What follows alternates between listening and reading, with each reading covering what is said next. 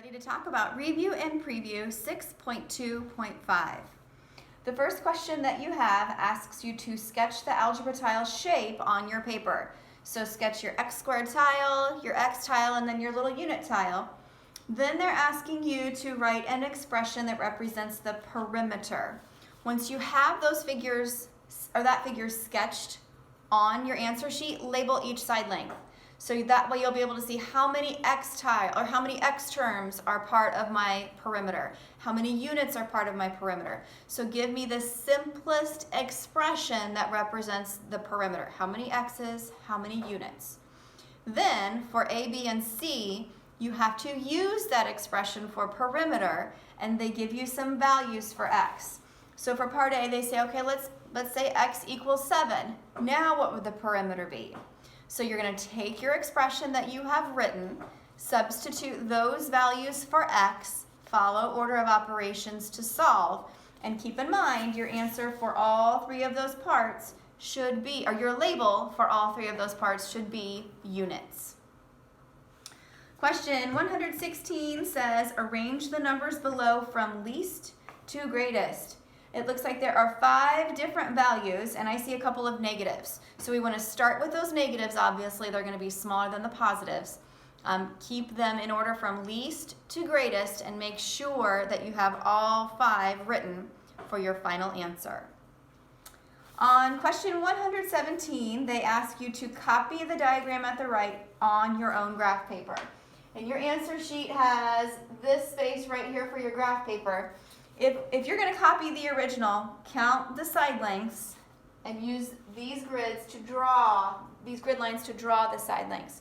I would maybe start with your original up here in this corner. Be sure to clearly label that this is the original. Because for part A, they're going to ask you to take that figure, and this ends up being an enlargement. They want the ratio to be 3 to 1. So if it's 3 to 1, it's going to be 3 times as big. So if there was a side length that was 2, now it's going to be take up a length of 6. For part B, the ratio that they're giving you is 2/3. 2/3 is less than 1, so we're going to have a reduction. So what used to take up 3 spaces will now only take up 2 on the new figure. So again, once you have both of those figures drawn, they should be exactly the same shape. They're just going to be different in size. Can you also clearly label that this is your answer for part A, this is your answer for part B? If I don't see labels, that's going to be something you will be asked to fix. On question 118, we're given an example of a situation where they tell us the area and they tell us one of the dimensions of the rectangle. So we've seen this happen before. Part A, they're asking you what's the length of the other side. So from what we have done in the past, we start with the area and we divide by the length that we know.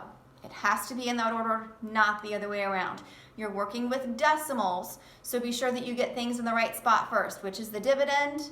That's going to be your area. Which is the divisor? That's going to be the length that they tell you. Make sure that your divisor, you take steps to move the decimal point so that it becomes a whole number. And however many times you move that on your divisor, you have to move the decimal point the same number of times on your dividend. Then you're set to divide. Keep in mind that your answer for part A needs a label, and we're talking about this in terms of miles. You are going to get a decimal, and it looks like you're going to end up with 3 digits behind the decimal point for your quotient. Part B, they're asking about fencing. Fencing is going to go all the way around the outside of the pasture. So in other words, they're asking you what would the perimeter be. So if you have your answer for part A, keep in mind that's going to be 2 sides that have that length. You could add those 2 together. Then the other 2 sides we already know are 4/10 of a mile, and there are 2 of those as well. So add up all 4 sides of the rectangle to get your perimeter for part B. On question 119, there are 2 separate parts here. One of them deals with a number line, and they're asking you to place different values on the number line.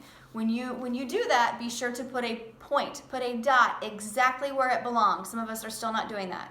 So show me a dot where the number belongs, and up above that dot, label it with the value that they're giving you from the question.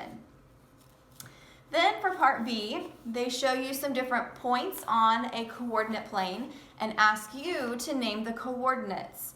So for points A through F, remember the first number that we see inside the parentheses tells us how far to the left or how far to the right. So if it's to the left, it's got to be negative. If it's to the right, it's going to be positive. That's our first value, the x coordinate. Then the second number, our y coordinate, tells us how far up or how far down we have to move. If it's moving up, it will be positive.